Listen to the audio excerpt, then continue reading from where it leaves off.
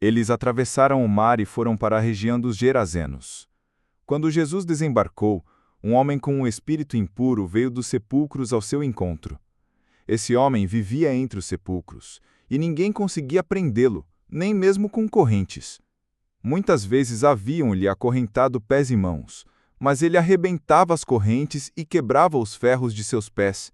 Ninguém era suficientemente forte para dominá-lo. Noite e dia andava gritando e cortando-se com pedras entre os sepulcros e nas colinas. Quando viu Jesus de longe, correu, prostrou-se diante dele e gritou em alta voz: Que queres comigo, Jesus, Filho do Deus Altíssimo? Rogo-te por Deus que não me atormentes. Pois Jesus já lhe havia dito: Saia deste homem, espírito impuro. Então Jesus lhe perguntou: Qual é o seu nome? E ele respondeu: Meu nome é Legião, porque somos muitos. E implorava insistentemente a Jesus que não os mandasse sair daquela região. Uma grande manada de porcos estava pastando numa colina próxima. Os demônios suplicaram: Manda-nos para os porcos para que entremos neles. Jesus lhes deu permissão e os espíritos impuros saíram do homem e entraram nos porcos. A manada, com cerca de 2.000 porcos, atirou-se precipício abaixo em direção ao mar e nele se afogou. Os que cuidavam dos porcos fugiram e contaram o que havia acontecido na cidade e nos campos, e o povo foi ver. Aproximando-se de Jesus, viram o homem que fora possesso da legião de demônios, assentado, vestido e em perfeito juízo, e ficaram com medo. Os que tinham presenciado contaram ao povo o que acontecera ao endemoniado e também falaram sobre os porcos. Então começaram a suplicar que Jesus se retirasse do território deles.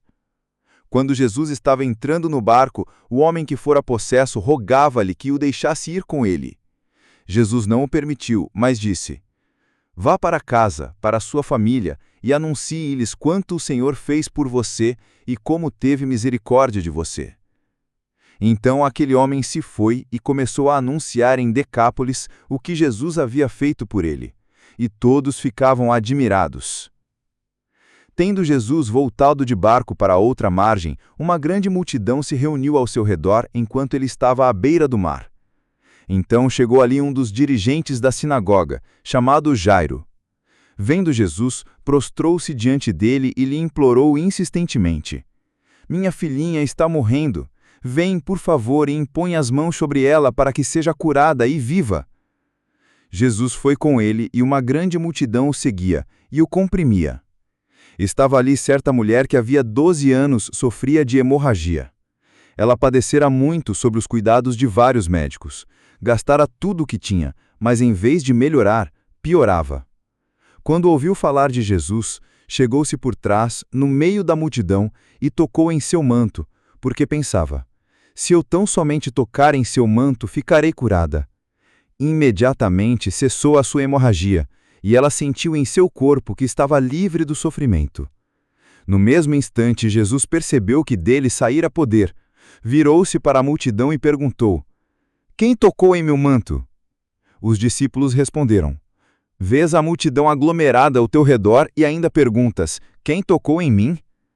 Mas Jesus continuou olhando ao redor para ver quem tinha feito aquilo.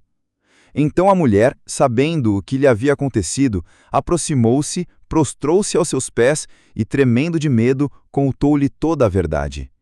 Então ele lhe disse: Filha, a sua fé a curou. Vá em paz e fique livre do seu sofrimento.